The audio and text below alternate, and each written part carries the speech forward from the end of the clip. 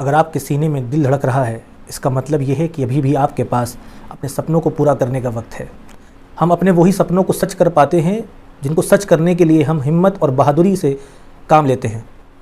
आज जो मैं आपको कहानी सुनाने वाला हूँ, वो कहानी एक कहावत को सच करती है। वो कहावत ये है कि जहाँ चाह है वहाँ राह है। यह कहानी है फ्रैंक डब्ल्यू गंजालेस की। फ्रैंक डब्ल्यू गंजालेस एक एजुकेटर और एक प्रीचर भी थे। जब वो अपने कॉलेज में थे, उन दिनों उनको इस बात का एहसास हुआ कि एजुकेशन सिस्टम में कुछ डिफेक्ट हैं, कुछ खराबियां हैं, और वो इस बात पर भरोसा करते थे कि वो इस प्रॉब्लम को सही कर सकते हैं अगर वो किसी कॉलेज के हेड हो। उनका एक सपना था, एक ख्वाहिश थी कि वो एक एजुकेशनल इंस्टीट्यूशन के डायरेक्टिंग हेड बन जाए। वो एजुकेशनल इंस्टीट्यूशन जहाँ पर पढ़ने वाले लड़के और लड़कियाँ लर्न बाय डूइंग के मेथड से सीखते हों, या लर्न बाय डूइंग के मेथड से उन्हें सिखाया जाता हो। लर्न बाय डूइंग या लर्निंग बाय डूइंग ये एक एजुकेशन थ्योरी है जिसमें स्टूडेंट को अपने आसपास के माहौल, इन्वायरमेंट से इंटरेक्ट करके सीखना होता है। इस मेथड को लोग active learning, problem based learning और प्रोजेक्ट बेस्ड लर्निंग भी कहते हैं। डॉक्टर गंजालेस ने यह इरादा कर लिया कि वो एक ऐसा कॉलेज बनाएंगे जहां वो अपने इस आइडिया को इम्प्लीमेंट कर सकें। लेकिन ऐसा करने के लिए उनको कम से कम $10 लाख की ज़रूरत थी। इतना पैसा वो कहाँ से लाएंगे या कहाँ से आएगा, उनको इसके बारे में कुछ नहीं पता था, और ये सवाल उनके जहन में बस गया। रात को सोते, सुबह के उठते, और वो जहाँ जाते ये सवाल उनके साथ जाता, यहाँ तक कि इस प्रोजेक्ट को करना अब ये उनका जुनून बन गया। लेकिन $10 लाख ये बहुत बड़ी रकम है, और वो ये बात जानते थे। साथ ही वो ये बात भी जानते थे कि इंसान की जो लिमिटेशन है, जो उसकी हद है, ये वो है जो वो अपने दिमाग में सेट कर लेता है। डॉक्टर गंजालेस एक प्रीचर होने के साथ साथ एक फ़िलासफ़र भी थे, और वो ये बखूबी जानते थे, बहुत अच्छे से जानते थे कि ज़िंदगी का मकसद होना ये कामयाबी की तरफ पहला कदम है, जिसे ख्वाहिश की ताकत से, जुनून से हासिल किया जा सकता है। लेकिन इन सारे सच को जानने के बाद अब भी सवाल वही था कि आखिर इतने सारे पैसे कहाँ से आएंगे। इस सिचुएशन में बहुत सारे लोग अपना सपना छोड़ देते हैं, क्विट कर देते हैं, और उनके पास ये जवाब होता है कि मेरा प्लान बहुत अच्छा था, लेकिन मैं क्या करूँ, मैं इतने सारे पैसे कहाँ से लाता।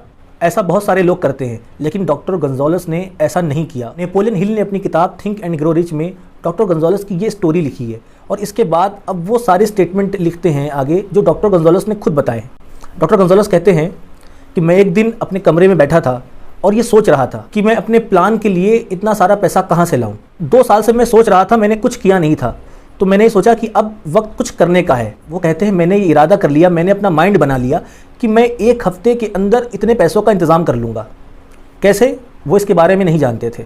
ये फैसला इसलिए इम्पोर्टेंट था कि पहली बार उन्होंने पैसे हासिल करने के लिए टाइम को स्पेसिफाइड कर लिया था, टाइम को सेट कर लिया था। वो कहते हैं कि जब मैंने 1 हफ्ते में पैसे हासिल करने का फ़ैसला लिया, तो मुझे एक स्ट्रेंज फीलिंग का एक्सपीरियंस हुआ। कुछ ऐसा अनुभव हुआ जिससे पहले नहीं हुआ था। मानो मेरे अंदर से आवाज़ आ रही हो कि तुमने ये फैसला लेने में इतनी देर क्यों करी, पैसा तो कब से तुम्हारा इंतज़ार कर रहा था। उसके बाद जो कुछ हुआ वो जल्दी जल्दी हुआ। उन्होंने न्यूज़पेपर्स को कॉल किया और ये अनाउंस किया कि वो एक सरमन प्रीच करेंगे, एक तकरीर करेंगे, जिसका टाइटल है अगर मेरे पास $10 लाख हों तो मैं क्या करूँगा। डॉक्टर गंजालेस कहते हैं कि इसके बाद वो सरमन, अपनी खुतबे पर काम करने के लिए चले गए। लेकिन उनके लिए अपना सरमन डिफ़िकल्ट नहीं था, बहुत मुश्किल नहीं था, क्योंकि वो 2 साल से इसकी तैयारी कर रहे थे। रात होने से पहले ही उन्होंने अपना सरमन फिनिश कर लिया, और जब वो अगली सुबह उठे तो वो बहुत ही कॉन्फिडेंस में थे।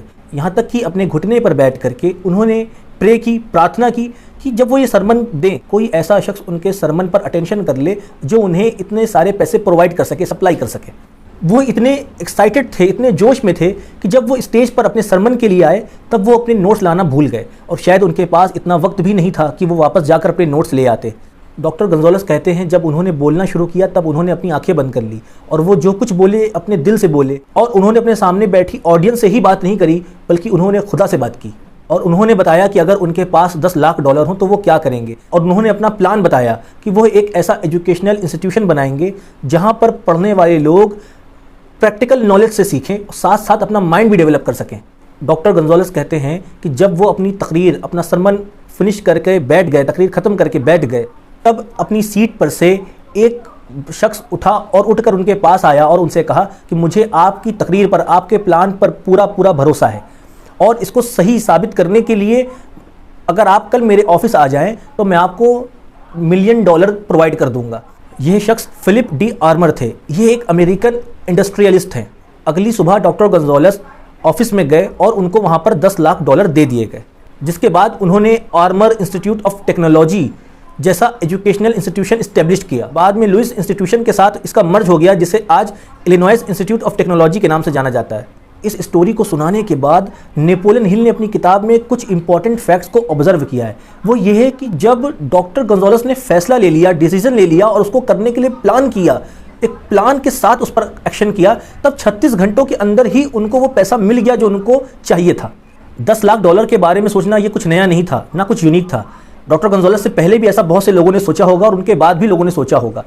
जो यूनिक था वो था कि मैं एक हफ्ते के अंदर ही इतने पैसे हासिल कर लूंगा। डॉक्टर गोंजालेस तो इस दुनिया में नहीं रहे, लेकिन वो प्रिंसिपल जिससे डॉक्टर गोंजालेस सक्सेस हो गए या उसके बाद बहुत से लोग सक्सेस हो जाते हैं, वो एक यूनिवर्सल लॉ है जो अब भी है। वो है कि आप अपने आइडियाज़ को तब सक्सेस कर सकते हैं या आप अपने आइडियाज़ में तब सक्सेस हो सकते हैं जब आप अपने पर्पज़, अपने मकसद की ताकत और उसको हासिल करने के प्लान के साथ काम करें। सिंपल वे में देखें तो ये सब कुछ एक आइडिया सा लगता है, लेकिन दरअसल ये आपकी इमेजिनेशन है, ये आपकी इमेजिनेशन की ताकत है। अगर आपको मेरा ये वीडियो अच्छा लगा हो तो कमेंट सेक्शन में बताएं। मेरे वीडियो को लाइक करें, शेयर करें और मेरे चैनल एडुमॉड्स को सब्सक्राइब करें।